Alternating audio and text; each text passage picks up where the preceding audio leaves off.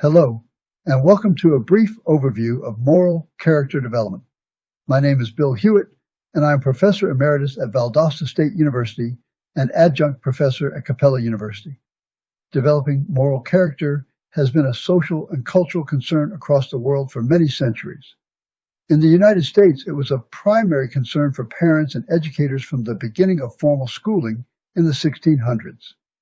Beginning in the latter half of the 20th century, schools began to emphasize academic achievement because it addressed another parental concern. Those with higher levels of schooling were more likely to be employed and enjoy an increased standard of living. For example, those with a bachelor's degree are likely to earn more than twice as much per week as those without a high school degree and reduce their unemployment rate by over 60%. Those with graduate or professional degrees have, on average, even higher income and lower unemployment rates. However, recent research completed by the Pew Research Center showed that parents continue to be concerned with moral character development. They found that 94% of parents who responded to the survey wanted their children to be honest and ethical, and 88% wanted their children to be hardworking. Parents also wanted their children to be someone who helps others in need, be accepting of people who are different from them, and to be ambitious.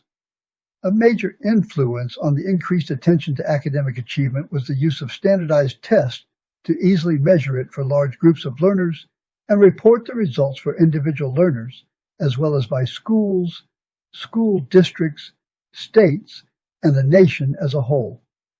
Unfortunately, no such assessment system was developed for readily assessing moral character. However, there has been efforts to address this deficiency. The work of researchers such as James Rest, Darcia Narvaez, and Muriel Bebeau is most in line with the multiple domain approach used in the Brilliant Star framework. They developed an approach that resulted in the development of the Defining Issues test. Rest and his associates described the foundation of the Defining Issues test as a neo-Kohlbergian approach that integrates Piaget's schema theory into its formulation. The approach focused on the development of skills in 4 categories: ethical sensitivity, with an emphasis on the perception in moral and social situations, including the ability to consider possible actions and their repercussions in terms of the people involved; ethical judgment, with an emphasis on the consideration of possible alternative actions and the rationale for selecting one or more as best; ethical motivation, with an emphasis on the selection of moral values most relevant to the situation and the commitment to act on that selection; ethical action, with an emphasis on the ego strength combined with the psychological and social skills necessary to carry out the selected alternative.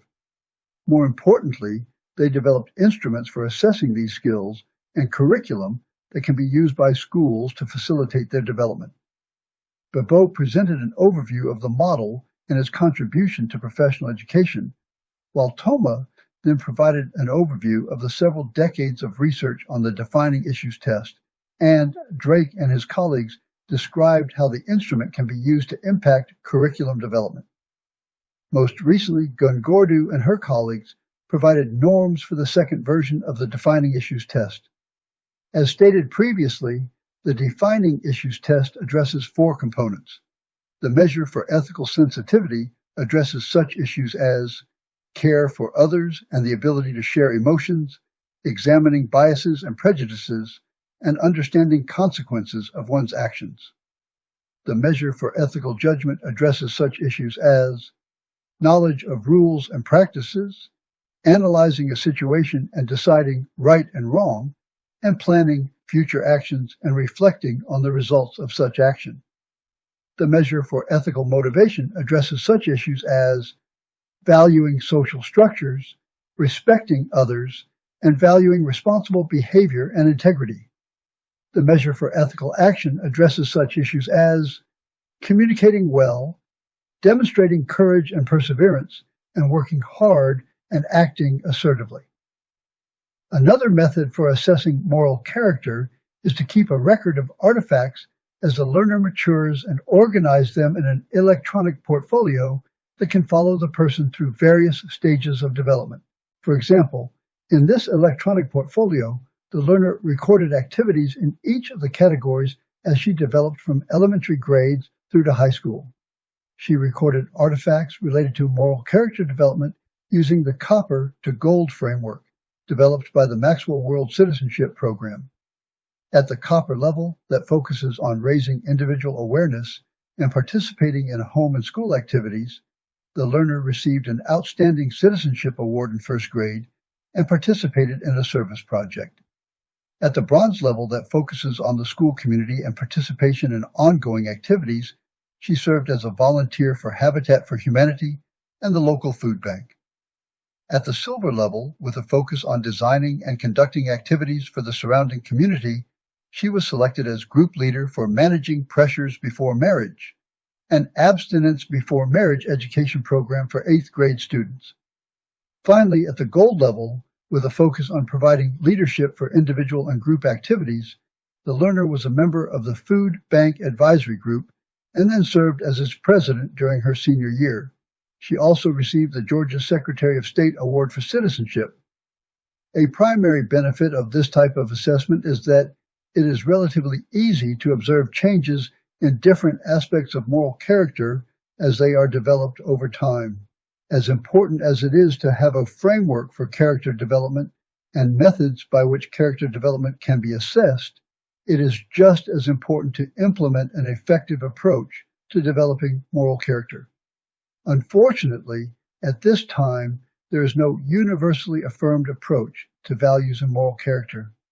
However, there are 5 approaches that receive the most attention. The first is inculcation. The approach proposes that moral character can be instilled by teaching specific values and behavior. Its foundation is behavioral learning theory. A second approach is Kohlberg's moral development theory that focuses on the development of ever-increasing levels of moral reasoning. Its foundation is Piaget's cognitive development theory. A third is the analyzing values approach, with an emphasis on rational thinking and reasoning. Its foundation is primarily philosophers, such as Michael Scriven. A fourth is the values clarification approach that focuses on identifying personal values and emotional awareness. Its foundation is humanistic theorists such as Abraham Maslow and Carl Rogers. A fifth is an action learning approach with a focus of putting thoughts, feelings, and values into action. It is most similar to the defining issues approach discussed above. No single approach is likely to work independently, as moral development includes thinking, valuing, planning, and behaving in situations that involve issues of right and wrong. That is, the 4 components of the defining issues framework must be included. Based on the research on moral development over multiple decades involving multiple approaches, it appears there are 4 basic principles that should be included in a holistic approach. First, the selected approach must be sensitive to the age, level of holistic development, and the socio-cultural context of the person. That is, the approach must be flexible enough to address changes in the individuals and the environments within which they live. Second, in order to be flexible, the approach must utilize a variety of methods. These can be drawn from the approaches discussed above. Third, the approach or approaches must be utilized by parents, educators, and others involved in the child or adolescent's life over a long period of time. Habits of thinking, feeling, planning, and action must be developed, and that simply takes time. There is no shortcut to their development. Finally, the efforts to address moral development must be implemented in a wide variety of contexts so that the individual can think, value, plan, and act in a morally consistent manner, even though the environment or circumstances might change.